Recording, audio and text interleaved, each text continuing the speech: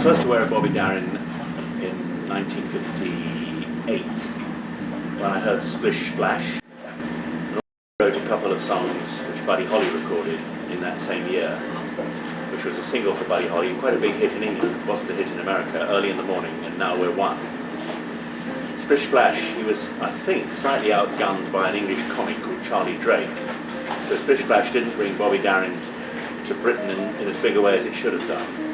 Nor did Queen of the Hop particularly, but the one that really catapulted him into everybody's minds in Britain was Dream Lover in summer of '59. And that of course was followed by Mac the Knife. So by the end of '59 he was a big star. I was one of many great fans of Bobby Darin, and he immediately proved to us, I think, with Dream Lover and Mac the Knife, that he could do more than one style brilliantly. He could do straight rock and roll, and he could do Frank Sinatra, and that was just with two great records. And then over the years, I came to admire him more and more because he seemed to be able to tackle any form of popular music, country, folk, protest, Ray Charles type stuff, jazz, all seemed to be grist to his mill, and he wrote so many of his own songs as well. Very good songwriter indeed. My favourite song in a way is a rather corny one called 18 Yellow Roses, which I just loved, about a father and his love for his daughter who's getting married or getting involved with a man. And of course songs like Things, Dream Lover, he wrote that as well. They were a great variety of songs, and they had humour and they had wit. And the lyrics were often as good as the tune, which is not often the case in popular music.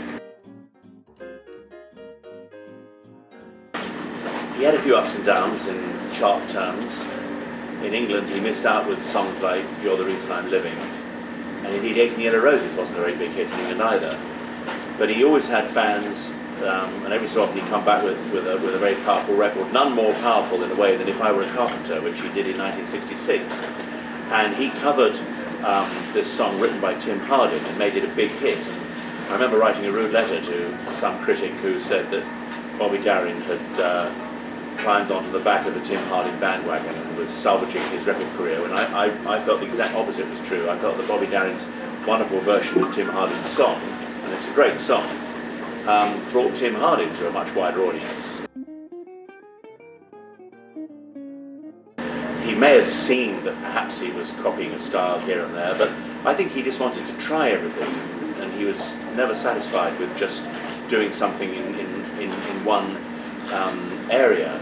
And after all, Mac the Knife, which he was perhaps the most important record of his entire career, he was, if anything, going against what was conventionally commercial. I mean, he was doing Frank Sinatra-ish type treatment of a song, doing a real sort of brilliant cabaret version, sort of record that I might not normally have liked when I was 14 or 15 when it came out. And if Frank Sinatra's done it, I might have said, well, that's all right, but it's Frank Sinatra. But when Darin did it, it made me sit up and take attention, because here was, pay attention, here was somebody who had rock and roll hits, proving that actually you could like rock and roll and like so-called more sophisticated music.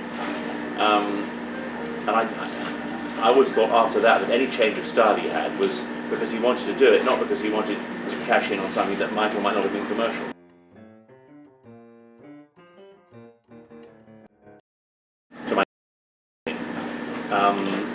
But in 1999 I was inaugurated into the Songwriters Hall of Fame, and to my great surprise and delight, Bobby Darin was inaugurated at the same time. Obviously he was posthumously inaugurated, and I was frankly rather surprised that he hadn't been elected before, because he'd been around for a long, long time, but better late than never. And in my speech at the acceptance of my election, or induction I think is probably the right word, I paid tribute to Bobby Darin and said he was a remarkable artist who meant a lot to me when I was very young, and this went down very well, not only with the audience, because that was obviously an audience of people who understood and appreciated Darin, but members of the Darin entourage, his brother And I was delighted that I had the opportunity to say publicly what I'd felt for a long time.